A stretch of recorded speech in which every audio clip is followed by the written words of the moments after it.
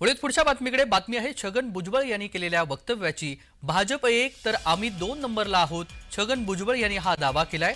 मंत्रिमंडळामध्ये जुन्यांसोबत नव्या चेहऱ्यांनाही संधी मिळणार, छगन भुजबळ यांनी स्पष्टीकरण दिलंय।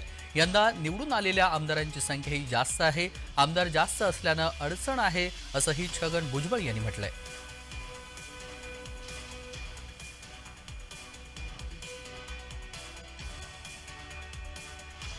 बैठक झाली त्याच्यामध्ये ज्या वेळेला हिशोब केला गेला त्यावेळेला ठीक आहे, शिंदे गटानं जास्त जागा मिळायला लढवायला त्यांचे जास्त निवडून आले, पण त्याला स्ट्राईक रेट आपण म्हणतो त्याच्यामध्ये बीजेपी 1 नंबरला आहे आमच्यामध्ये आणि 2 नंबरला अर्थातच अजित पवार गट आहे, 3 नंबरला शिंदे साहेबांचा गट आहे। थोडासा फरक आहे 2 नंबर 3 नंबर मध्ये।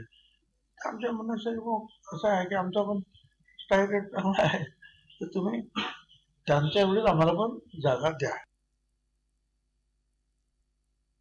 नवीन काही जुने जे आहेत ते जातात, काही शांत आहेत ज्यांच्याबद्दल काय म्हणजे ठरवतं पक्ष की कोणाची नेमणूक परत घ्यायचा, कोणाला नवीन तिथे घ्यायचे, 2-4 नवीन टाकायचा प्रयत्न असतो। ती एक नवीन पिढीमध्ये तयार होत जाते मंत्रिमंडळामध्ये।